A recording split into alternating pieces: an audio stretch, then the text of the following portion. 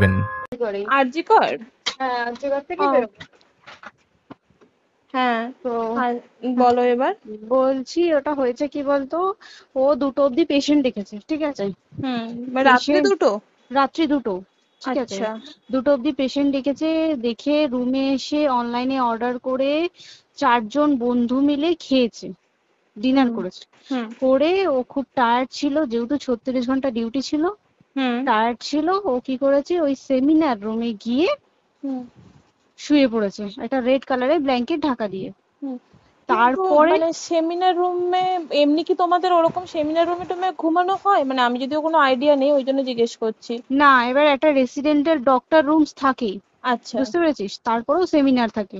এবার হুম। সেমিনারে একটা বেড থাকে, আর আচ্ছা ডক্টরস রুমে 2টো 3টে যেরকম বড় ঘর হবে সেরকম বেড পাতা থাকে। আচ্ছা আচ্ছা। মেনলি ডক্টরস রুমে শোয়ার কথা, ঠিক আছে। হুম হয়েছিল কি, ওকে বডিটা পাওয়া গেছে সেমিনার রুমে, হুম কিন্তু ঘুমাচ্ছিল ডক্টরস রুমে। যে হুম রুমটা তোর এখন ভাঙা হয়েছে, দেখেছিস রুমটা ভেঙেছে, একটা ভিডিও ঠিক দেখছিলাম। বাথরুমের পাশেই, হুম ঠিক আছে, মানে বাথরুমটাকে অজুহাত দিয়ে হুম ওই রুমের দেয়ালটা ভেঙে দিয়েছে। অ্যাকচুয়াল কাণ্ডটা ঘটেছে তোর ইয়েতে, ওই রুমটার ভেতরে, ডক্টর রুমে? ডক্টরস রুমে। ডক্টরস রুমে ঘটনাটা ঘটেছে, ওই বডিটাকে তো ডক্টর ধস্তাধস্তি। রুমে ওই দিন আর কেউ ছিল না, খালি মানে অনলি ওই দিদিটাই ঘুমাচ্ছিল? হ্যাঁ, এবার তোকে আমি বলি, অন কলে নিশ্চয়ই একজন থাকবে না, না। ওরা জুনিয়র সিনিয়র মিলিয়ে থাকে, এমনকি থার্ড ইয়ার একজন থাকবে, সেকেন্ড ইয়ার একজন থাকবে, হুম প্লাস ফার্স্ট ইয়ারের ইন্টার্নশিপরা যারা থাকে তারা ইন্টার্নরা থাকে। হুম আর চেস্ট এমন একটা ওয়ার্ড হচ্ছে, কোভিড এর পর থেকে প্রায় হামেশাই সবার শ্বাসকষ্ট হচ্ছে, মানে আসছে মানেই শ্বাসকষ্ট হচ্ছে। হুম আর চেস্ট ওয়ার্ড আর চেস্ট মেডিসিন দুটোই হুম পাশাপাশি ওয়ার্ড, হুম ঠিক আছে। হুম তো কেউ কি শুনতে পায়নি? কেউ শুনতে পায়নি। হ্যাঁ, ওটাই তো আমি ওই দিনকে ওটাই ভাবছিলাম এবার যে। দেখ, ধস্তাধস্তি করাতে একটা নিশ্চয়ই চিৎকার হয়, একটা ভাইলেন্ট হয়, হুম হুম বুঝতে পেরেছিস। হুম তারপরে আবার কি, যে 4জন ওর সাথে খেয়েছে তারা কোথায়, তারা কেন মিডিয়ার সামনে আসছে না? হুম তাই ঠিকই তো, তো। তারা কেন আসছে না? তোমার ওই এক- দিন ডিউটি ছিল না রাতে? ওই দিনকে আমি নাইটে ডিউটি করছিলাম। আচ্ছা। আমি নাইটে ডিউটি করে এসেছি, আমার লাস্ট নাইট ছিল। তো হুম আমার তো 3 দিন নাইট থাকে, তিন হুম দিন নাইট থাকার পর লাস্ট নাইট ছিল, লাস্ট নাইটের পর বুধবার আমার লাস্ট নাইট, বুধবার রাতে ঘটনাটা ঘটেছে। হুম আমি বাড়িতে এসেছি, রীতিমতো বাড়িতে এসে শুয়ে পড়েছি। 3টের সময় আমার কাছে ফোন এসছে যে সবাইকে ডেকে পাঠিয়েছে, ইমিডিয়েট আয়। হুম তখন গিয়ে দেখি আরজি করে এই অবস্থা, পুরো গোটা হাসপাতালকে ডেকে পাঠিয়েছিল। গিয়ে দেখি পুলিশ ছয়লা, মানে, আর ওকে যেভাবে, আমি তো বডিটা দেখেছি রে, মানে হুম আমাদের হুম হুম এখনো পর্যন্ত চোখ থেকে নামছে না। রীতিমতো মনে হচ্ছে মেয়েটা যেন আমাদের পাশে পাশে ঘুরছে, হুম একদম হুম হুম এরকম, মানে মানে অদৃশ্যমান, মানে আমরা এরকম ভাবতে পারছি না যে এরকম ভূত হুম থাকে বা একটা স্পিরিট থাকে বা কিছু। এখন আমরা বুঝতে পারছি না ওর আত্মাটা এখনো ঘুরছে আমাদের আশেপাশে। দেখ, ওর আমার তলাটায় নাকি, তো ওর থেকে ও থাকে 4তলায়, 4তলায় ঘটনাটা ঘটেছে, ঠিক 2টো ফ্লোর নিচেই আমি থাকি, আমার আচ্ছা। রুমটা, ঠিক আছে। কিন্তু তাও আতঙ্কে আমরা মানে একদম স্তব্ধ হয়ে গেছে আরজিকরটা। কিন্তু ব্যাপারটা হচ্ছে, তাহলে ডক্টর রুম থেকে ওকে সেমিনার রুমে নিয়ে যাওয়া হয়েছে? হ্যাঁ, অবশ্যই নিয়ে যাওয়া হয়েছে। এবার দেখ, নিয়ে যাওয়া হয়েছে, ওকে যেভাবে মারা হয়েছে এটা একার পক্ষে সম্ভব অসম্ভব, না দিস একদম। Is a impossible.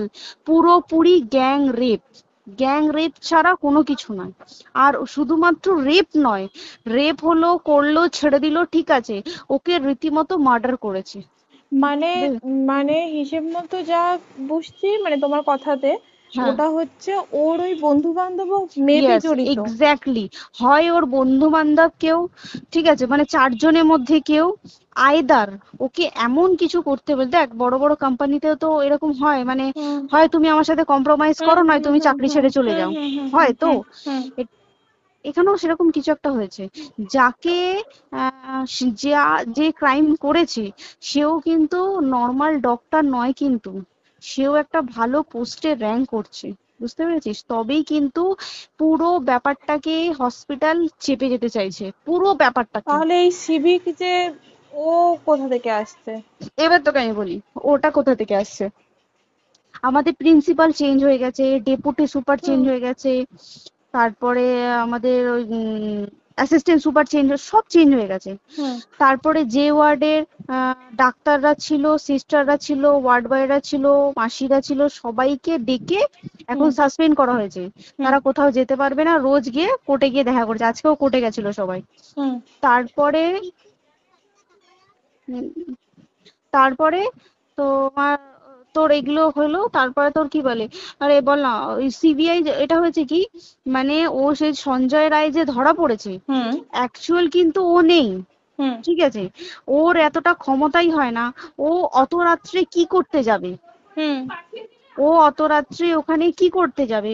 ও না পেশেন্ট, ও নাকি বলছে দালাল পেশেন্ট নিয়ে গেছে। তো পেশেন্ট নিয়ে যখন গেছে, দিদিটার রুমে যখন যাবে, নিশ্চয়ই দিদিটার রুমে কোনো কাগজপত্র দেখাতে যাবে, সেই অবস্থায় গিয়ে দেখে যে এরকম এরকম ঘটনা, তা ঝাঁপিয়ে পড়েছে ওর উপরে। হুম এরকম কিছু কি, তাও কিছু নয়, শুধু গেছে, দেখছে ড্রিঙ্ক অবস্থায়, ওকে ক্যামেরায় দেখা গেছে ড্রিঙ্ক অবস্থায় গেছে আর এসছে, এইটুকুই দেখা গেছে। তারপরে হচ্ছে কি, তোর অনেক রকম এখানে অনেক রকম ব্যাপার আছে।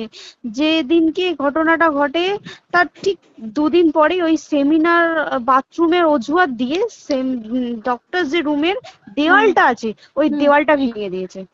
কেন? প্রথমে ওকে বললো সুসাইড করেছে, আমাদের যখন ফার্স্ট খবর আছে তখন সুসাইড করেছে। হুম তারপরে যখন হসপিটালে যাই তখন গিয়ে শুনছি নাকি না, সুসাইড করেনি, এটা রেপ করেছে, রেপ করে মার্ডার করা হয়েছে। হুম বুঝতে পারলি, এখানে বিশাল বড় একটা গেম চলছে। এবার আর যে ওর উপর কি রাগ ছিল মানে? হ্যাঁ হ্যাঁ হ্যাঁ হ্যাঁ হ্যাঁ হ্যাঁ, একদম আমি তোকে কি বললাম, শোন, তুই যদি কারোর সাথে কম্প্রোমাইজ করিস তাহলে তোর পোস্ট হুম বাড়বে, হুম হুম তুই হুম কারোর সাথে কম্প্রোমাইজ করবি না, তোকে মার্ডার করে দেবে। মানে মানে ওরকম টাইপই কিছু বলছো তো? এরকমই টাইপের কিছু একটা ছিল। আইদার খুব রাফ, মানে খুব রাগ, খুব মানে খুব ওর উপরে খুব ফ্রাস্ট্রেশন ছিল, যারই ছিল খুব ফ্রাস্ট্রেশন ছিল। শুধু ওকে মারিনি রে, রীতিমতো মার্ডার করেছে। ওর যে ক্ল্যাচারটা ছিল, হুম ওর আমি ইউরিন, শুনেছি এটা। ওর ইউরিনের রাস্তায় ক্ল্যাচারটা ঢুকিয়ে দিয়েছে, তুই ইস। জানিস? মানে কি বলবো, মানে ওকে দেখা যাচ্ছে না, আমরা তো দেখেছি নিজের চোখে, ওকে দেখা যাচ্ছে না, মানে একটা ব্লিড। মৃত্যু কতটা, মানে এই তো মানে প্রচন্ড কষ্ট পেয়ে একটা মেয়ে মারা গেল না? আর ওর যে গলাটা চেপে ধরেছে, আহ ওর ওই চেপে ধরাতে মানে এতটাই জোরে চেপে ধরেছে যে ওর চোখ ফেটে রক্ত বেরিয়েছে। আহ, ছি, ছি, ছি। বুঝতে পেরেছিস? মানে মানে কি বলতো, যদি ধরা পড়ে না, উচিত মানে যারা এটার সঙ্গে দায়ী না আর এই ওদের। যে সিবিআইটা হয়েছে, সিবিআইটা একমাত্র আমাদের জোরেতেই সিবিআইটা এসছে। হুম মানে হুম আমরা ওই সঞ্জয় রায় একার পক্ষে সম্ভব না এইসব। তারপরে পোস্টমর্টম রিপোর্টে তুই জানিস, ওই আমাদের ভাজাইনা থেকে 150 গ্রাম স্পার্ম বেরিয়েছে। ইস। পোস্টমর্টম রিপোর্ট, 150 গ্রাম স্পার্ম, মানে বুঝতে পারছিস? Hmm not a calculated, minimum, minimum কম করে 6 থেকে 7 জন করেছে ওকে rape। ছি ছি ছি। ওই জন্যই তো আমরা এতটা বেশি ভাইলেন্ট হয়ে গেছি, বুঝতে পেরেছিস? আর তারপরে আমাদের, দেখো, একটা মেয়ে তার কাজের জায়গাতেই ছিল, এমনটা নয় যে রাস্তাঘাটে কোনো বিপদ, ও তার কাজের আরে জায়গাতেই সেফ নয়। শোন, দেখ বড় বড় কোম্পানিতে কি হয়, রুমের ভেতরে এগুলো হয়, মানে ধর রুমের ভেতরে হলো, যেমন কল সেন্টারে হয়, নাইট হুম শিফটে হুম হয়, হুম হুম এইগুলো একসেপ্টেবল। বাট হসপিটাল হচ্ছে কিন্তু এমন একটা আরজি এরিয়া, করার মতো একটা, হ্যাঁ। আরজি কর বলে না, যে কোনো হাসপাতালে কেউ যদি স্ব ইচ্ছায় কারোর সাথে রিলেশনশিপে গিয়ে করতে চায় সেটা আলাদা জিনিস কিন্তু, হুম ঠিক হুম আছে? কিন্তু কেউ কারো বিরুদ্ধে এইভাবে করতে পারে না রে, তুই জানিস না? মানে ওয়ার্ডে দেখ, কম বেশি আমরা সবাই ঘুমাই, কম বেশি আমরা হুম সবাই জেগে হুম থাকি, জেগে তো থাকি। তাতে কি কেউ শুনতে পায়নি? তার কি একদম সেটাই। ভাইলেন্স ছিল না?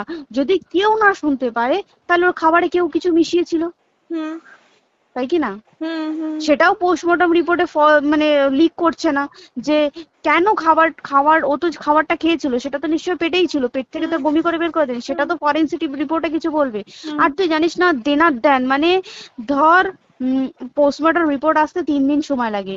ও হুম যেদিনকে মরেছে ঠিক তার পরের দিনকে বিকালবেলা পোস্টমর্টম রিপোর্ট বার করে দিয়েছে, মানে বডি বার করো আর পোড়াও, হুম 10 সেকেন্ডের মধ্যে ওর বাড়িতে নিয়ে গেছে, তারপরে বডি পুড়িয়ে দিয়েছে।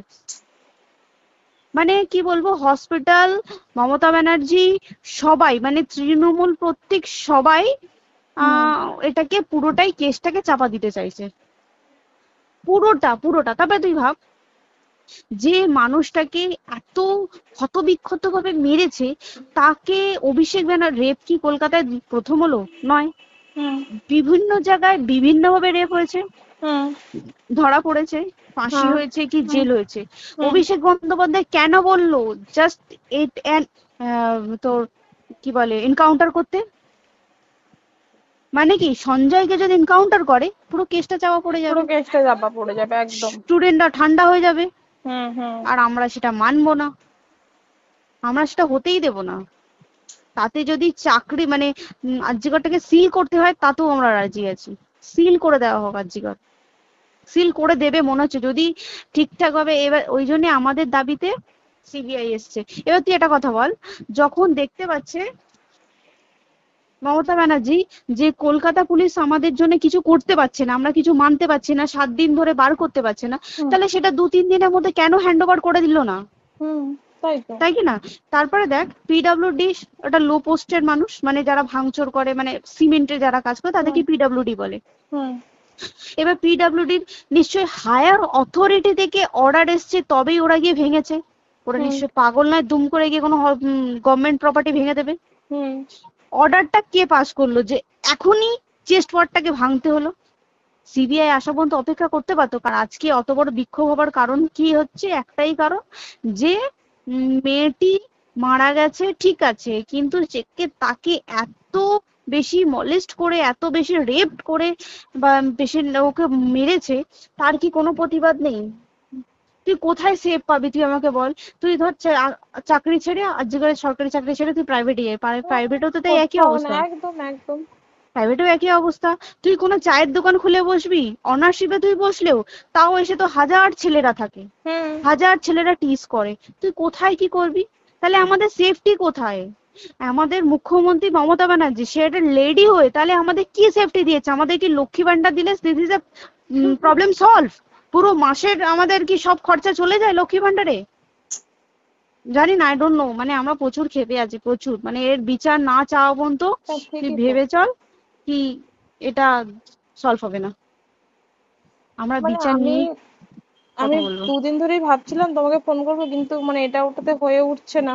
আর তোমাকে তো হুম। আমি ওই দিন রাতেই হোয়াটসঅ্যাপ করলাম না। হ্যাঁ হ্যাঁ এবার হ্যাঁ তখনই না আমি ব্যাপারটা অতটা বুঝতে পারিনি, আর আমার তার পরের দিনই ভোরবেলা ডিউটি।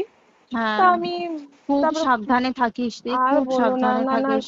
হ্যাঁ তাই তো, এখন মানে আর তোমরাও সাবধানে থাকো সবাই। কি বলবো বল, কিছু বলার নেই। দেখ আমাদের মধ্যবিত্ত মানুষরা আমাদের চাকরি করে খেতেই হবে, সোজা কথা, একদম একদম। তাই কি না বল? বাবার এত হুম। পুঁজি নেই যে বসে অত বসে খাবো, ঠিক আর আছে? সেই মেন্টালিটিও নেই।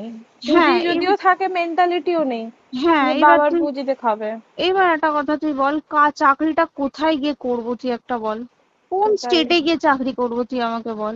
ওই যেমন, মানে এটা হয়তো আমার মা যেমন বাড়িতে থেকে 7টার মধ্যে ঢুকে যাও, দিদিকে তো ধরো অনেক রাত অব্দি 9টা, 9:30 10টা অব্দি ল্যাবে থাকতেই হয় না। এবার তুই কি করবি কি বল, কি করবে করবি? বলো তো এখন কিছু এই। করার আছে? দেখ ল্যাবেও তো সব ছেলেরা আছে, ছেলে হ্যাঁ আছে মেয়ে আছে, তুই একদম। কাকে বারণ করবি, তুই কাকে বিশ্বাস করবি তুই বল? তুই ধর কলিগদের সাথে খেতে বসেছিস, ঠিক আছে, তোর টিফিনটা যদি কেউ চাইলো তুই তাকে না দিয়ে পারবি? না একদমই, আর কার মনে যে কি আছে সেটাই তো কি খুব বলবি সমস্যা। বল? এবার তুই বল খাবারটা যে খাবি, তোর টিফিন কেউ চাইলো বা তোকে যদি কেউ বললো কে একটু একটু খা, যেমন আমরা শেয়ারে হয় স্কুলে হ্যাঁ যেটা আমাদের আমাদেরও শিখে হয়, এসেছি, যেটা হ্যাঁ স্বাভাবিক, এটা সবারই এটা তো হয়। স্বাভাবিক, তুই বল তাতে যদি এরকম অবস্থা হয় তাহলে কি করবে মানুষ তুই আমাকে বল?